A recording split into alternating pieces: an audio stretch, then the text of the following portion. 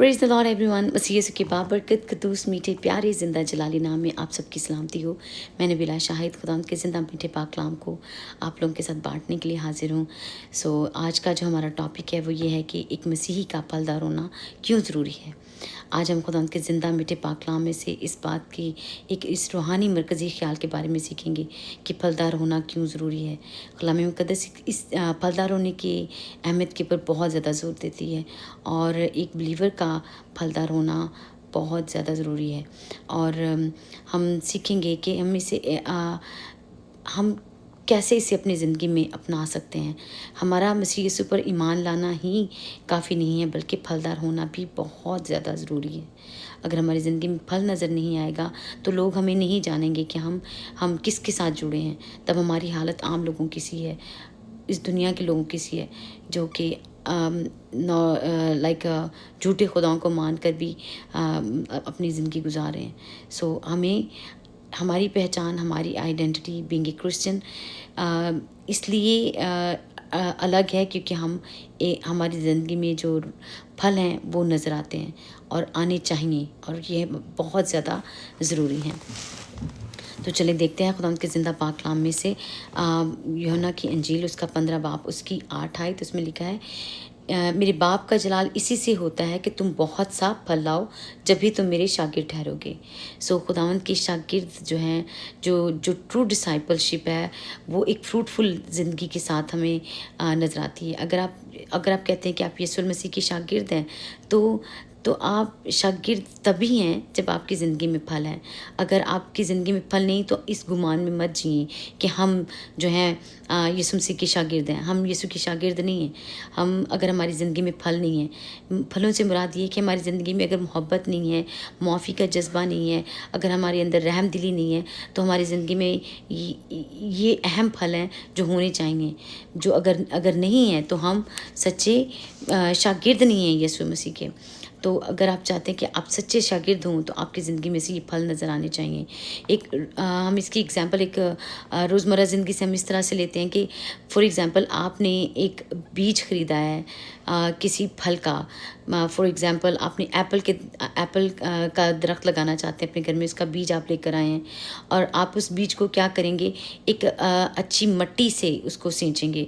उसे एक अच्छी मिट्टी लेकर आएंगे, उसमें उस बीज को डालेंगे और उसको पानी देंगे। एवरी डे उसको पानी देंगे, उसके ऊपर फर्टिलाइज़र डालेंगे ताकि वो खूबसूरती से ग्रो करे। और जब वो ग्रो करेगा डे बाय डे तो आप उसको देख के खुश होंगे ना। और जब वो एक दरख्त बन जाएगा तो आप उसके ऊपर से अब आपकी एक्सपेक्टेशंस क्या हैं? आपकी एक्सपेक्टेशन ये लग जाएंगी कि अब इसके ऊपर फल आएगा, है ना। और आप हर साल इस बात का इंतज़ार अब आपका इंतज़ार शुरू हो जाएगा कि हाँ अब जो है, अब मैं इसका जो है फल खाऊंगी या खाऊंगा। और आप 1 साल गुजरा, 2 साल गुजरे, 3 साल गुजरे, 4 साल और कोई फल नहीं नज़र आया, 5 साल गुजर गए, कोई फल नहीं नज़र आया, तो आप क्या करेंगे? ये दरख्त आप सोचेंगे कि ये दरख्त है भी या नहीं। और फिर आपके माइंड में आएगा, क्यों ना ऐसे काट डालूं और कोई नया दरख्त और कुछ और कोई जो है पेड़ इसके ऊपर लगाया जाए। सेम इसी तरह अगर हमारी ज़िंदगी में रूहानी फल नहीं है तो कलाम मुक़द्दस इसके बारे में हमें वार्न करती है। देखेंगे 15 यूहन्ना की इंजील उसका 15 बाब उसकी 2 आयत लिखा है कि जो डाली मुझ में है और फल नहीं लाती उसे वो काट डालता है, और जो फल लाती है उसे छांटता है ताकि ज़्यादा फल लाए। मसीहियों का फलदार होना बहुत ज़्यादा ज़रूरी है। अगर हम लड़ाई झगड़ों में ही पड़े रहेंगे, अगर हम नफ़रत और गुस्से से ही भरे रहेंगे, अगर हम किसी को मुआफ़ी नहीं करेंगे और कहें कि हम यीशु मसीह के हैं, हम यीशु मसीह को मानने वाले हैं, हम यीशु मसीह के डिसाइपल हैं, हम उसके शागिर्द हैं, तो हम अपने आप के साथ धोखा कर रहे हैं। हम डिसीविंग कर रहे हैं अपने आप के साथ। अपने आप को हमने एक धोखे में रखा हुआ है। हकीकत में अगर हमारी ज़िंदगी में मोहब्बत नहीं है, मुआफ़ी नहीं है, तो हमारी ज़िंदगियाँ सूखी डाली की मानिंद हैं, बेकार हैं, उस दरख्त की मानिंद हैं जिसके ऊपर कोई फल ही नहीं है। और कलाम हमें कहता है कि ऐसा फल जो हमेशा कायम रहे, दिखावे का फल ना हो, दिखावे की मोहब्बत ना हो, दिखावे की मुआफ़ी ना हो, وہ پھل ہماری زندگیوں سے جو ہے ہمیشہ ہماری زندگی میں رہنا چاہیے، اور لوگ ہمارے کریکٹر سے جانتے ہیں. پھر یہ ہماری علامت بن جاتا ہے، ہماری آئیڈینٹی بن جاتا ہے کہ ہم جو ایک مسیحی ہے، مسیحی جو ہیں وہ ایک کس کے ساتھ جڑے ہوئے ہیں، کس خدا کو ماننے والے ہیں. یہ بات صرف نہ صرف جو ہے ایک مسیحی جو ہے آپس میں ایک دوسرے کے ساتھ بانٹتے ہیں، بلکہ نان بلیورز جو ہیں اس بات کو بھی مانتے ہیں کہ مسیحی جو ہیں وہ محبت سے پیش آتے ہیں، مسیحی جو ہیں جھوٹ نہیں بولتے، چوری نہیں کرتے، مسیحی جو ہیں وہ کریکٹر لیس نہیں ہوتے، مسیحی جو ہیں وہ فکر کرتے ہیں، ہے نا. سو ہماری کردار سے، ہماری باتوں سے، ہمارے اٹھنے بیٹھنے چلنے پھرنے سے ظاہر ہوتا ہے کہ ہم کیسے پھلدار مسیحی ہیں، ہماری زندگی میں کیسا پھل ہے. تو اپنے یسوع مسیح نے جو ہمیں کہا ہے کہ یسوع نے کہا ہے کہ انگور کا حقیقی درخت میں ہوں اور میرا باپ باغبان ہے. سو انگور کا حقیقی درخت کیا ہے؟ یسوع المسیح ہے، اور باپ کیا ہے؟ باغبان ہے. اور اگر ہم پھلدار نہیں ہیں تو باغبان کیا کرے گا؟ وہ ڈالیوں کو کاٹ ڈالے گا جو یسوع کے ساتھ جڑی تو ہیں نام کے طور پہ، لیکن ان میں پھل نہیں ہے، صرف پتے نظر آ رہے ہیں. تو وہ اس کو کیا کرے گا؟ کاٹ ڈالے گا، ہے نا. تو باغبان کون ہے؟ باپ ہے. تو اب اس بات کو آپ دھیان سے سیکھیں، ایک مسیحی کا پھلدار ہونا کتنا زیادہ ضروری ہے. سو ابھی ٹائم ہے ہمارے لیے کہ ہم اپنی روحانی زندگی پر غور کریں کہ ہماری روحانی زندگی میں پھل ہیں یا نہیں. غلطیوں میں لکھا ہے، میرے ساتھ نکالیے غلطیوں اس کا 5 باب.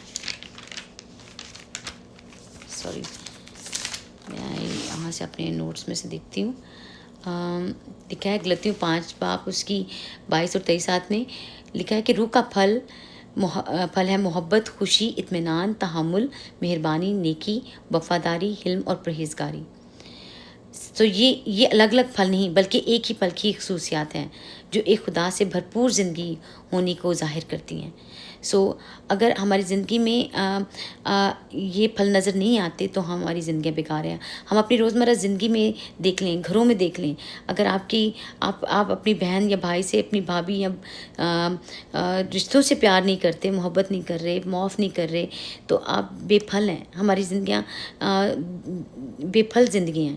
تو ضروری ہے کہ ہمیں سٹارٹ کرنا کہاں سے ہے، ہماری روحانی ترقی کہاں سے کیسے ہو سکتی ہے؟ جب ہم اپنے گھروں سے یہ پھل جو ہیں سٹارٹ کرتے ہیں، اپنے رشتوں کی اہمیت دیتے ہیں. جب ہم اپنے رشتوں کی اہمیت دیتے ہیں تو ہم باہر کے لوگوں کو بھی اسی نظر سے دیکھتے ہیں، تبھی ہم ظاہر کرتے ہیں، تبھی ہم بتا سکتے ہیں ہم کس کے ساتھ جڑے ہوئے ہیں، ہماری جڑیں کس کے ساتھ پیوست ہیں. سو اگر آپ فروٹفل ہیں تو خداوند نے اس کے لیے ہمارے لیے اجر بھی رکھا ہے، وہ ہمیں برکتیں بھی دیتا ہے.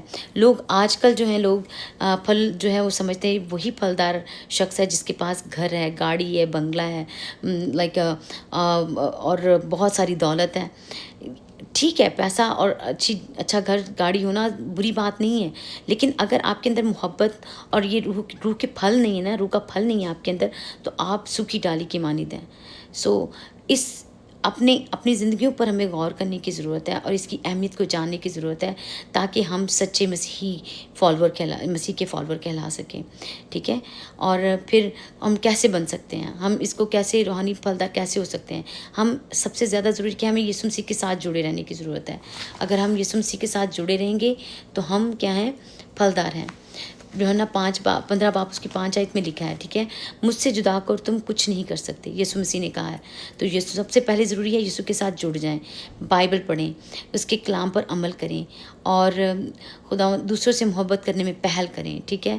اور پھر اپنی صلاحیتوں کو خدا کی خدمت میں استعمال کریں. یہ ہیں پھل. سو اگر آپ چاہتے ہیں کہ آپ زیادہ پھلدار ہوں، صرف تھوڑا سا پھل نہیں بلکہ بہت سارا پھل لائیں، تو جڑ جائیں خداوند کے ساتھ، کیونکہ اس کے ساتھ جڑے رہنے میں ہی ہماری پراسپیرٹی ہے. اور جو کام لکھا ہے، جو ڈالی مجھ میں اور جو ڈالی یسوع کے ساتھ جڑی رہتی ہے وہ پھلدار رہتی ہے، وہ پھولوں اور پھلوں کے ساتھ بھری رہتی ہے، لدی رہتی ہے. تو آج میرا پیغام جو اپنے سارے بہن بھائیوں کے لیے یہ ہے کہ آپ آج اپنی زندگیوں پر غور کریں کہ آپ کیسی زندگی گزارے ہیں. کیا آپ کی اور آپ کے گھرانوں کی زندگی میں، آپ کے بچوں کی زندگی میں مسیح یسوع کے ساتھ جڑے رہنے والے پھل نظر آ رہے ہیں؟ اگر نہیں ہے تو یہ لمحہ فکری ہے. ہمیں اس پر غور کرنے کی ضرورت ہے. دعا میں ٹھہریں، خداوند سے مانگیں کہ خدا پاک روح مجھے اپنے پھلوں سے بھر دے، اپنے مسا سے بھر دے، اپنی حضوری سے بھر دے. خداوند آپ سب کو بڑی برکت دے. امید کرتی ہوں آج کی اس پاک کلام سے آپ نے برکت پائی ہے. خداوند آپ سب کے ساتھ ہو. آمین.